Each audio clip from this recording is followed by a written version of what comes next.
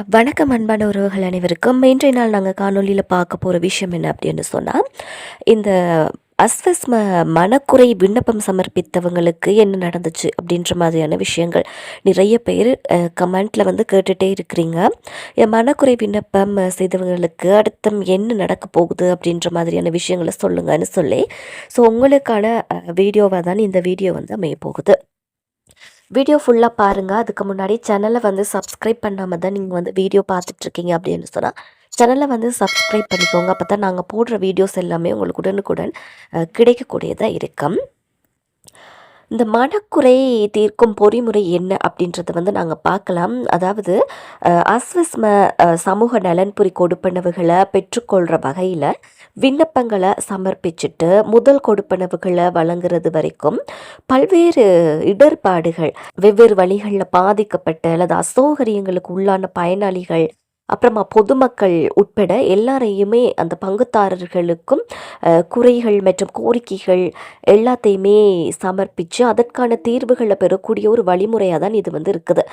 இந்த செயற்பாட்டின் மூலமாக வந்து பாதிக்கப்பட்ட தரப்பினரால் சமர்ப்பிக்கப்படக்கூடிய அவங்களோட குறைபாடுகள் அல்லது கோரிக்கைகள்ல இருந்து அது எல்லாத்தையுமே வந்து பதிவு செய்கிறது, வரிசைப்படுத்துறது, ஒவ்வொரு மட்டத்திலையுமே நியமிக்கப்பட்ட பிரதிநிதிகள் மற்றும் அமைக்கப்பட்டுள்ள குழுக்களை பரிந்துரை செய்கிறது, அதை வந்து பரீட்சித்து பார்க்கிறது, அப்புறமா குழுக்களால் வழங்கப்படக்கூடிய தீர்வுகளை வந்து செயற்படுத்துறது, அதை வந்து ஃபாலோ பண்ணுறது, பின்தொடர்றது, அப்புறமா அந்த பதிவுகளை வந்து பராமரிக்கிறது, தரவு முறையில் உள்ளீடு செய்கிறது, அப்படியான முழு செயல்முறையை தான் இது வந்து உள்ளடக்கி இருக்குது.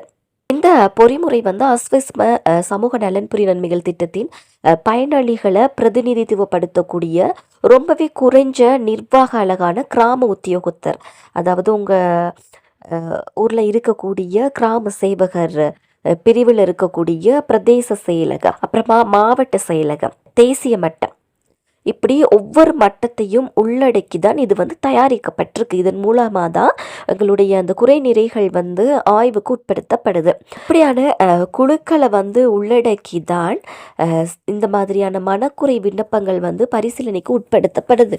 ஸோ இப்படி இருக்கும் பொழுதும் நிறைய பேர் வந்து கமெண்ட்டில் கேட்டிருக்கிறீங்க, எங்களுக்கான மனக்குறை அந்த விண்ணப்பம் சம்மந்தமான விஷயங்கள் வந்து என்ன மாதிரி கட்டத்தில் இருக்குது அப்படின்னு சொல்லி.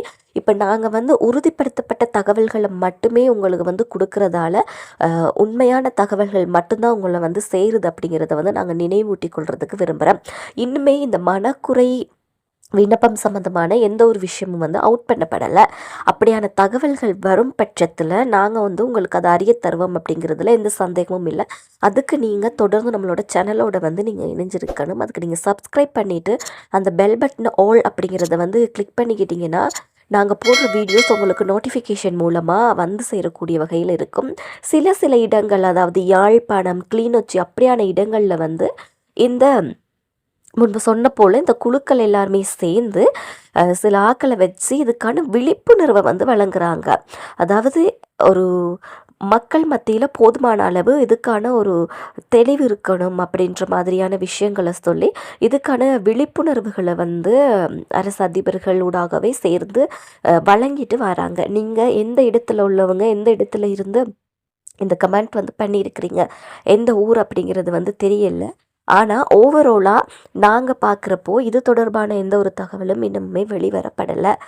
ஆனால் சில இடங்களில் மட்டும் அதற்கான விழிப்புணர்வை மக்களுக்கு கொடுத்துட்டே இருக்கிறாங்க. இதுதான் மனக்குறை விண்ணப்பம், இது மூலமாக இந்த மாதிரி விஷயங்கள் தான் ஆய்வுக்கு உட்படுத்தப்படும், இப்படியான தரவுகள் தான் அதில் வந்து பரிசீலனைக்கு உட்படுத்தப்படும் அப்படிங்கிற மாதிரியான விஷயங்களை மட்டுமே விழிப்புணர்வு செய்துட்டு வராங்க அப்படிங்கிறத வந்து நான் உங்களுக்கு ஞாபகப்படுத்தி கொள்கிறேன். இன்னும் நீங்கள் எவ்வளவோ பொறுத்திருந்தீங்க, இன்னும் ஒரு கொஞ்ச காலம் பொறுத்திருங்க.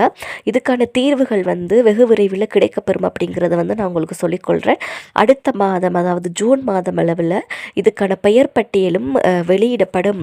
ஆகவே அவ்வாறான பெயர் பட்டியல் வெளியிடப்படும் சந்தர்ப்பத்தில் எங்களுக்கு முழுமையான ஒரு தெளிவு கிடைக்கும் அப்படிங்கிறத நான் வந்து உங்களுக்கு சொல்லிக்கொள்ள விரும்புகிறேன். தொடர்ந்தும் நம்மளோட சேனலோட இணைந்திருங்க.